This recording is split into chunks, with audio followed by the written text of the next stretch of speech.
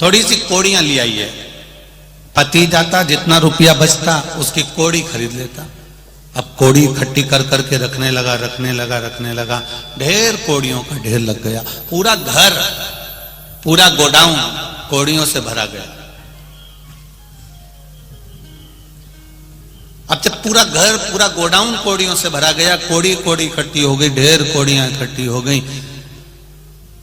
एक दिन नगर का राजा बीमार पड़ गया, और नगर का राजा बीमार पड़ा तो उसको देखने के लिए जो वैद आए, डॉक्टर आए, उन्होंने कहा इसको एक बीमारी हो गई है, वो बीमारी ठीक करने के लिए कोड़ी लाना पड़ेगी और उन कोड़ियों को जलाना पड़ेगा, जलाकर उसकी राख तैयार करना पड़ेगा।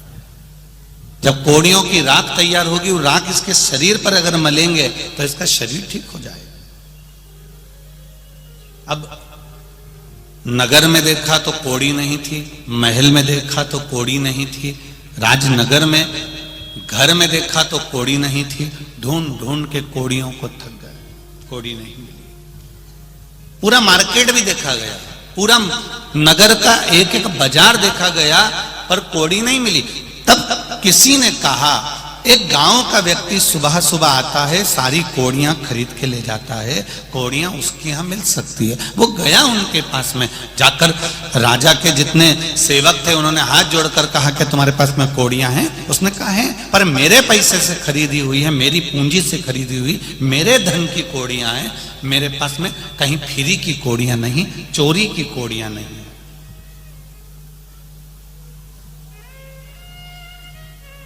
कोड़ियां हैं? हाँ, लाओ जरा कोड़ियां दो।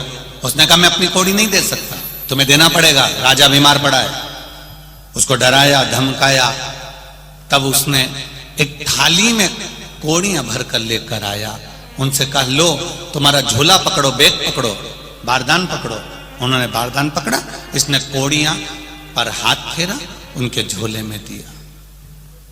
फिर भर के लाया, फिर कोड़ियों पर हाथ फेरा, फिर उनके झोले में, उनके बैग में, उनके बारदान में दिया। बार बार यही कर रहा था।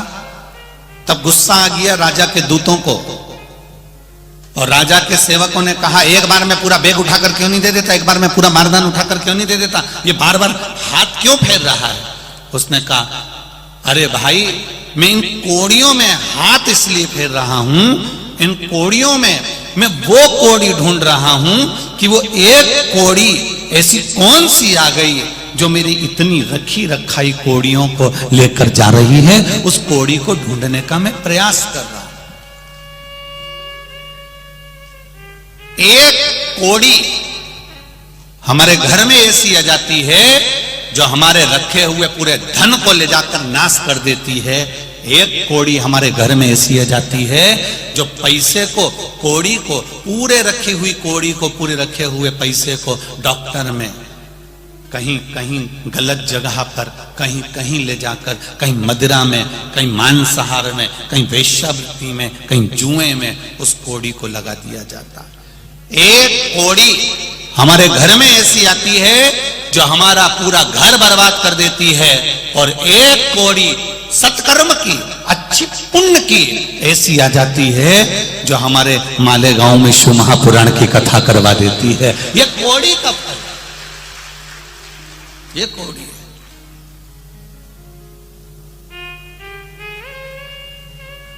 आप आई हो, इतने मेरे भाई बहन यहां पधारे हुए हैं, मेरी माताएं आई हैं, यहां मेरे भाऊ लोग आए हुए हैं। विचार करना आज घर जाते जाते कि तुम्हारे पास में वो कौन सी एक अच्छी कोड़ी आ गई थी जो तुमने घर से चली, ऑटो करा, रिक्शा करा, बस करी, गाड़ी करी, 10 रुपए लगाकर अच्छी कोड़ी थी, इसलिए भगवान के यहां तक आ गई, शिव पुराण तक आ गई। वो अच्छी कोड़ी थी तो यहां ली।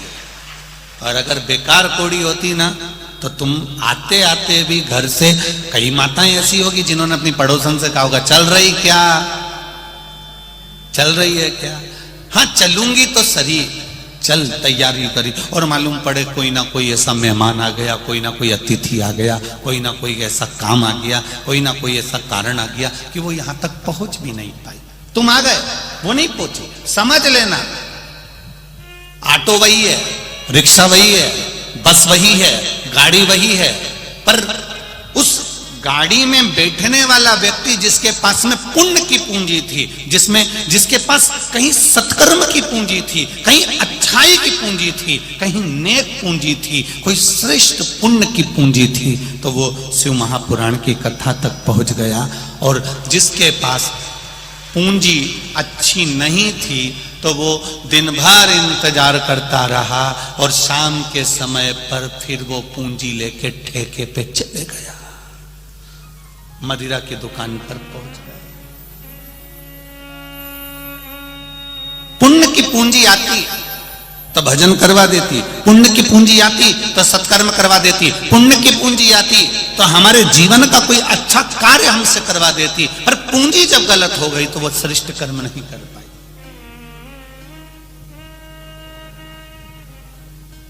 मत बुरे कर्म कर बंदे वरना पछताएगा, भगवान की आंखों से तू बच नहीं पाएगा, तू बच नहीं पाएगा। अरे ओ अज्ञानी मत कर नादानी, तेरे कर्म का फल भी तू ही पाएगा, जैसा किया तूने तेरे आगे आएगा।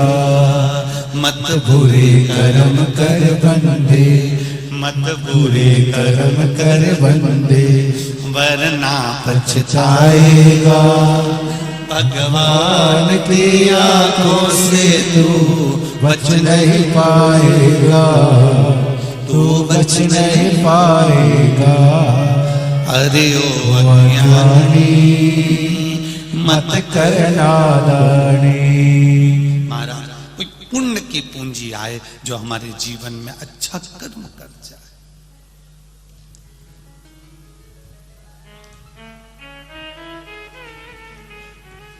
शरीर से पुण्य करना और आत्मा से पुण्य करना, इन दोनों में अंतर।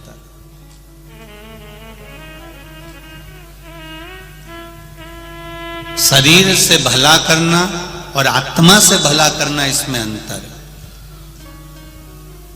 शरीर से सत्कर्म करना और आत्मा से सत्कर्म करना, इसमें अंतर है। जरा ध्यान देना।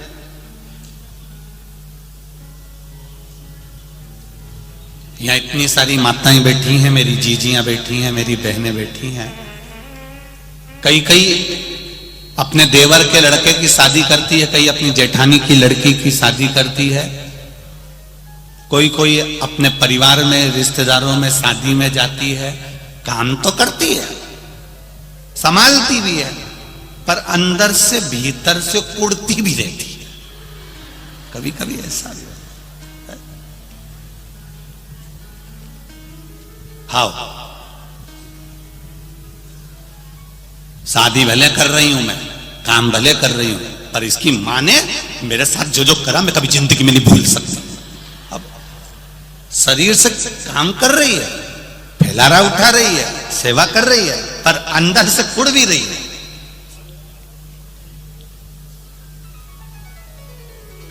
अब शरीर से जो किया सबको अच्छा लगा। हमारी चाची ने हमारी शादी में बहुत काम किया, हमारी मामी ने हमारी शादी में बहुत काम किया, हमारी मासी आई थी, उन्हें हमारी शादी में बहुत काम किया, मेरी बुआ आई थी, उसने मेरे यहाँ शादी में बहुत काम किया, मेरे भाई की लड़की आई, उन्हें हमारे यहाँ शादी में बहुत काम किया। पर अंदर से कौन देखे कि कुड़ कितना रही है? ये तो बाहर से दिखा कि काम बहुत किया।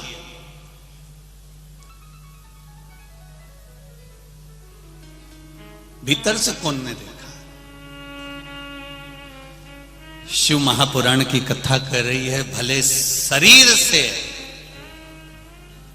आप काम करो ना करो, पर शिव पुराण कर रही है आत्मा से हमेशा सबका भला करते हुए चलो, क्योंकि आत्मा वहां तक जाएगी। शरीर जाएगा क्या वहां तक? अरे बोलो री मालेगांव वाली जी, शरीर जाएगा? नहीं जाएगा। जाएगा क्या? वही आत्मा, वही जीव, वही चित्त, वही वृत्ति, वही छोटा सा जीव जाएगा, वो आत्मा जाएगी। अब शरीर से तो तुमने अच्छा काम करा, पर मन से अच्छा काम नहीं कर पाए, आत्मा से अच्छा काम नहीं कर पाए, इस हृदय से तुम सत्कर्म नहीं कर पाए, तो फिर काहे का तुम्हारा काम किया तुमने?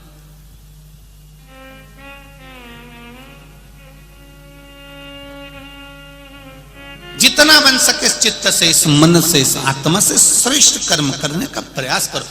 शरीर यही रह जाना है, आत्मा चली जाना, चित्त चला जाए। कितना सुंदर शिव महापुराण की शुरुआत हो रही है, पुण्य शिव महापुराण। कितना सुंदर संवाद कहा गया। देवराज नाम का ब्राह्मण, जो ब्राह्मण होकर गलत कर्म में लगा हुआ था,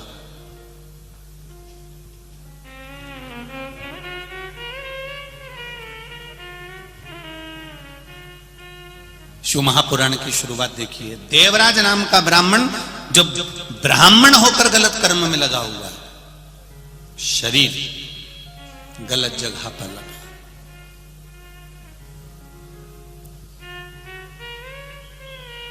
और इस देवराज नाम के ब्राह्मण की मां थी, माता, जो रोज मंदिर जाती है, शिव जी को एक लोटा जल चढ़ाती है, हृदय से भगवान शंकर का गुणगान करती है। उसको कोई मतलब नहीं संसार के लोगों से, उसको तो केवल भजन से मतलब है, कोई मतलब।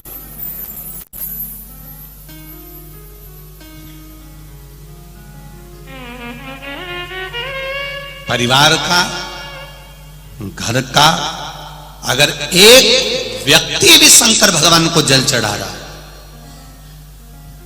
शिव जी के मंदिर जा रहा है, शंकर भगवान पर एक लोटा जल चढ़ा रहा है, तो निश्चित है एक लोटा जल का जो पुण्य मिलेगा वो पूरे परिवार को तार देगा, कि निश्चित है।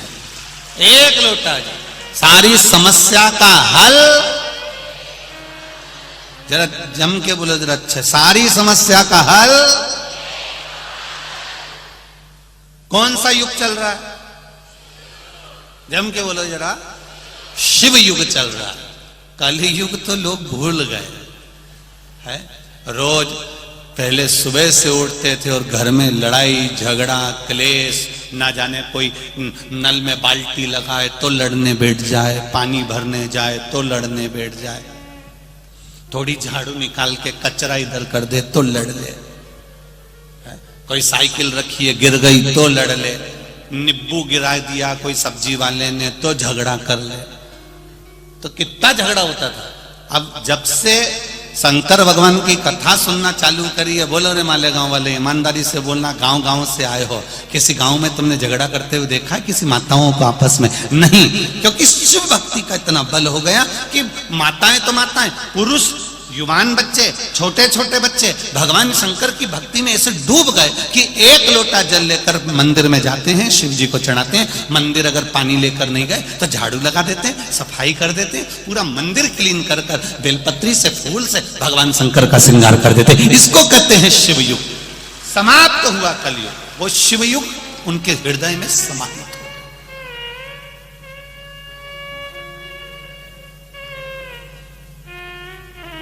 और पूरे संसार को सुधारने के लिए सबसे मूल है, हम सुधरेंगे युग सुधरेगा।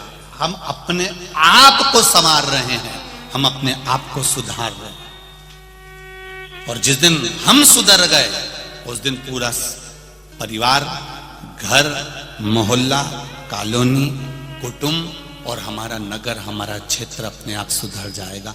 एक व्यक्ति के सुधरने से सुधर। हम सुधारें, अपने आप को सुधारें। पर हम थोड़ा उल्टे चलते हैं। सास बहू को सुधारना चाहती है पर खुद नहीं सुधरना चाहती। बहू सास से आस लगा के बैठी है कि मेरी मम्मी के पास खूब है, मेरी सास के पास खूब है, उनके पास में एक से बढ़कर एक साड़ी, उनके पास में एक से बढ़कर एक रकम।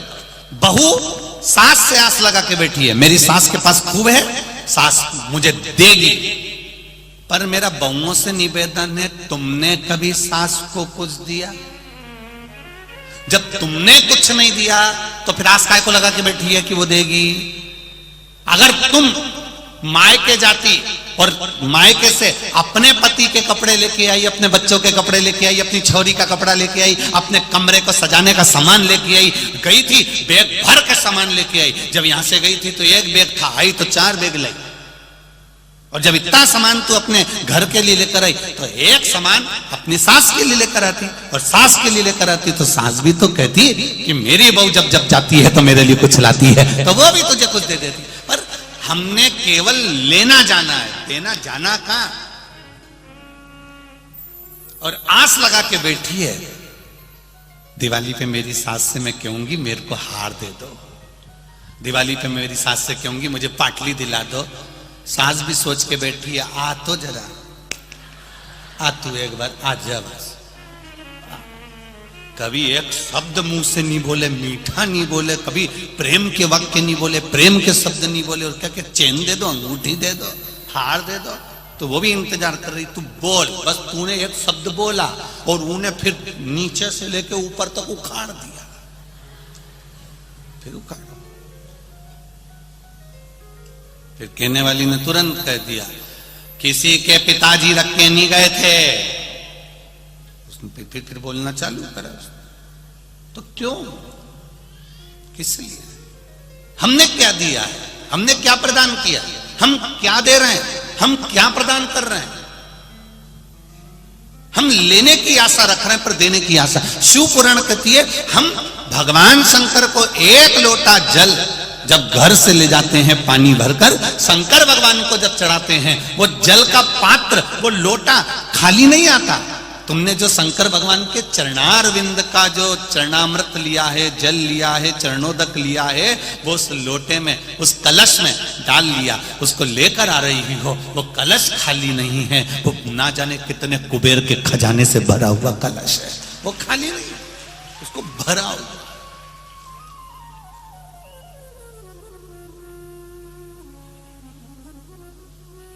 मैंने तेरे ही भरोसे, ओ बाबा तेरे ही भरोसे, हवा विच उड़ती जावागे, बाबा डोर तो छड़ी नाम कंडी जावागी।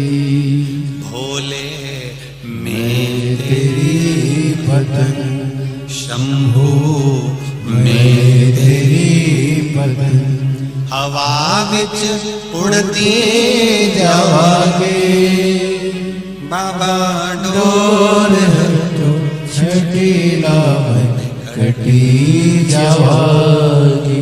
भगवान की विरल भक्ति का भाव।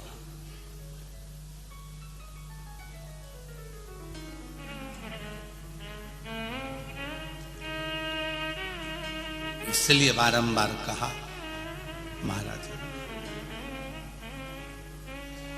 हरि विठ्ठल विठ्ठल विठ्ठला, हरि ओम विठ्ठला, विठ्ठल विठ्ठल विठ्ठला, हरि ओम विठ्ठला, ओ विठ्ठल विठ्ठल विठ्ठल। महादेव से, हृदय से, दिल से, भाव से, भगवान शिव से अपने हृदय की बात बाबा देव अधिदेव महादेव से कहिए। आप सभी को पहले भी कथाओं में कहा है, आज फिर कह रहे हैं। शिव महापुराण में मूल मंत्र जब आए, श्री शिवाय नमस्तुभ्यम, जब इस मंत्र का बोलने का मौका शिव महापुराण के मध्य में बीच में आए, तो इस मंत्र का जाप हृदय से, दिल से करें। और जब आप इसको हृदय से जपेंगे और उसके बाद अपने हृदय की बात बाबा देवाधिदेव महादेव से कहेंगे, निश्चित है मेरा देवाधिदेव महादेव आपके मन की बात को सुनेगा और आपके हृदय की बात को स्वीकार करेगा। सब साथ में बड़े प्रेम से, आनंद के साथ। श्री ब्राह्मण कर्म से वंचित रहे। ये मनुष्य का जो शरीर मिला, इस शरीर को परमात्मा ने जो दिया है, ये पूर्व के कर्म के अनुसार मिला। देखो, अच्छा शरीर दिया तो पूर्व का कोई अच्छा कर्म होगा हमारा, तो भगवान ने हमको अच्छा शरीर दिया।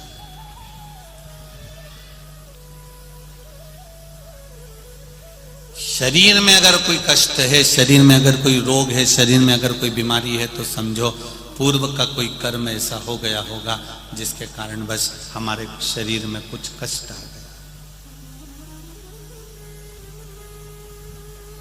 पर भगवान के भजन से, भगवान की भक्ति से, शिव भक्ति से, उस पूर्व के किए गए कर्म को हम थोड़ा थोड़ा काट सकते।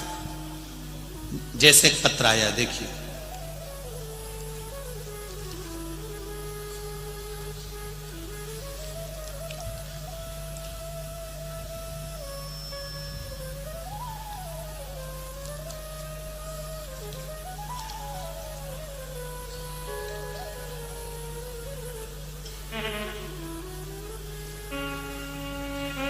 मोनिका ज्ञानेश्वर बड़गुजर, पता है टीवी सेंटर, औरंगाबाद, महाराष्ट्र से आए हैं। मोबाइल नंबर भी उनका लिखा है। कहीं बैठे हो तो हाथ हिलाइएगा, दोनों हाथ इस तरह से हिला देना। कहीं बैठे हो, अच्छा इधर है, ठीक है, दोनों हाथ हिला दो एक बार। दिख गए हो बेटा, दिख गए हो? हाँ, ऐसे हिला दो। श्री शिवाय नमस्ते। एक बार फिर से हाथ हिला दो, ठीक है। Monika Gyaneshwar Badgujar, TV centre, Aurangabad, Maharashtra. पूज्य गुरुदेव, मेरे पिताजी को लॉकडाउन जून के महीने में 2020 को मुंह में कैंसर हो गया था, जिसका फोटो मैं लगा रही हूं।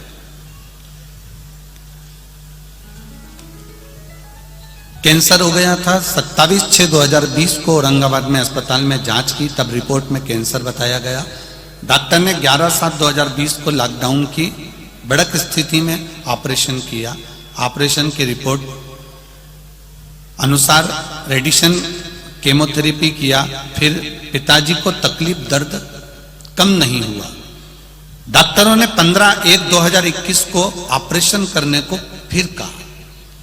ऑपरेशन के दौरान पिताजी को गले में जख्म हो गया। फिर से मार्च 2022 में पिताजी को मुंह में दर्द फिर प्रारंभ हो गया। अब ऑपरेशन कराने की सामर्थ्यता नहीं, सक्षमता नहीं और शरीर नहीं। हमने औरंगाबाद के अस्पताल में दिखाया, मुंबई के अस्पताल में भी दिखाया, तो डॉक्टर ने ऑपरेशन का कह दिया वापस। केमोथेरेपी चलने लगी, परेशानियां बढ़ती रही पर आराम नहीं लगा। तभी मेरी आजी और मेरी मामी ने हमें बताया कि महादेव को 1 लोटा जल चढ़ाओ। मैंने टीवी पर कथा सुनी है, उसमें बताया है रुद्राक्ष का पानी चढ़ाओ। हमने परिवार के व्यक्ति को भेजकर सीहोर से रुद्राक्ष बुलवाया। उस रुद्राक्ष को रात में तांबे के कलश में गलाते, सुबह शिव जी को चढ़ाते। शिव जी को 1 लोटा जल चढ़ाते, वो जल लाकर पिताजी को पिलाते। बेलपत्र महादेव की चढ़ी हुई लाकर उनको पीस कर देते। बाबा कुंदकेश्वर का नाम लेकर दवाई भी देते। 27/10/2022 को फिर पेट स्कैन की जांच की रिपोर्ट बाबा की कृपा से मुंबई के हॉस्पिटल में नॉर्मल आना प्रारंभ हो गया। अब पिताजी को आराम है। उनका हम फोटो, दूसरा वाला पहले वाला फोटो लगाया और दूसरा वाला फोटो लगा रहे हैं। ये शिव की कृपा है गुरुदेव। एक बेटी का और पत्र बड़ा सुंदर आया है, देखिए। जया गणेश सुतार, ब्राह्मणपुर की कथा में,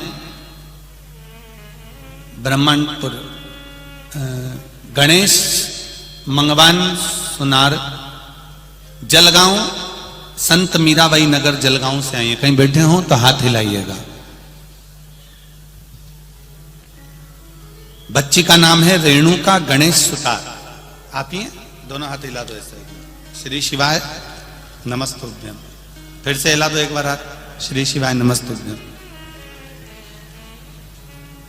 मेरी बच्ची को पितृपक्ष में जिसका मैं फोटो लगा रही हूं, बेटी का फोटो लगाया है, आप टीवी चैनल के माध्यम से देख सकते हैं। पितृपक्ष के दौरान अचानक तबीयत खराब हो गई, इतनी खराब हो गई कि गुरुजी पूछो मत ही, सब रोने लग गए। हमने जैसे तैसे अस्पताल में भर्ती किया और डॉक्टर उसको आईसीयू में ले गया। आईसीयू में भर्ती किया, उसके बाद में धीरे धीरे तबीयत और ज्यादा खराब होती चली गई, ठीक नहीं हुई। उसको वेंटिलेटर पर ले जाकर डाल दिया गया। वेंटिलेटर पर भी पूरे शरीर में उसके नाड़ी, जहां देखो वहीं पर प्लास्टिक की पन्नियां पैक लगी हुई थी, चारों तरफ मुंह पर हर जगह पर नलियां लगी हुई थी।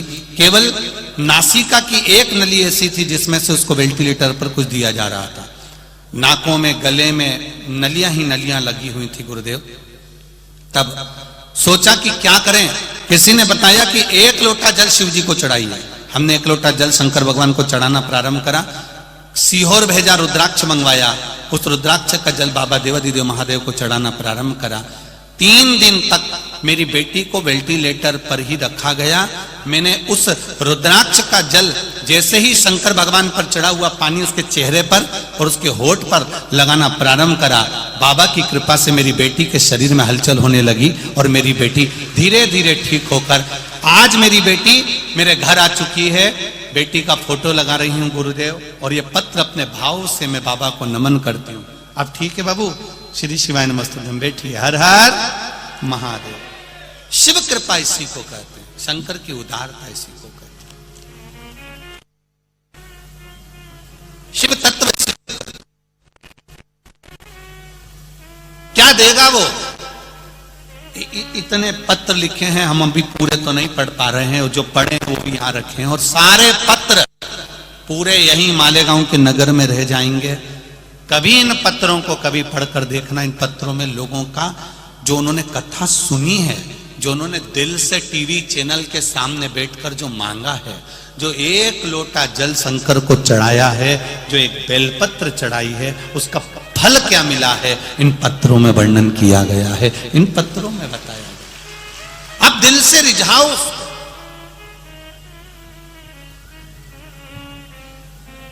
और मालेगांव की इस धरा को भी कह रहा हूं, दिल से सुनो, शरीर से कथा नहीं सुनना है, हमको हृदय से सुनना। भोला सब दुख काटो, ओ भोला सब दुख काटो,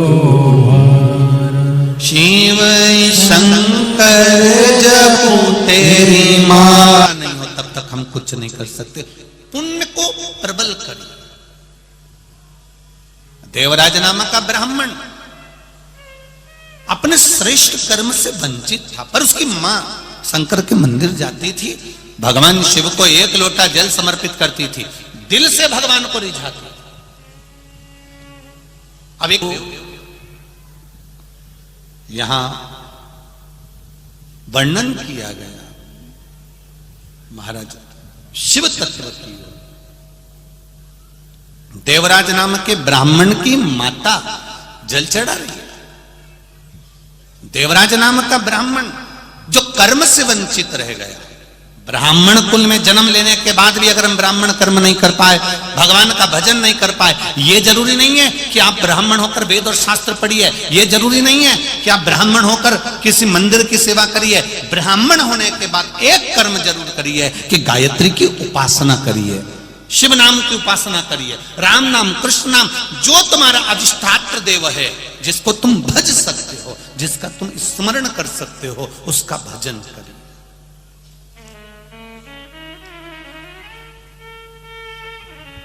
देव और महादेव दो हैं।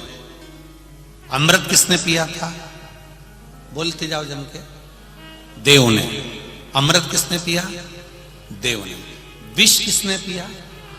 महादेव। ठीक है। देव का काम कितना है?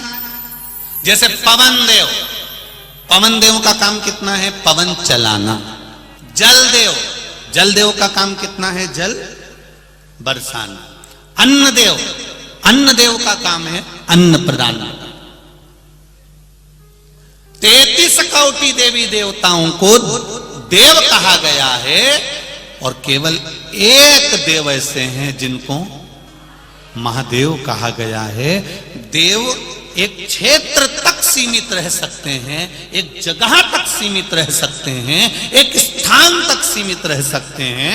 देव इंद्र सिंहासन तक सीमित है, पवन देव पवन के भाव तक सीमित हैं, जल देव जल के भाव तक सीमित हैं, अग्नि देव अग्नि के भाव तक सीमित हैं, चंद्र देव चंद्र के भाव तक सीमित हैं, सूर्य देव सूर्य के भाव तक सीमित हैं।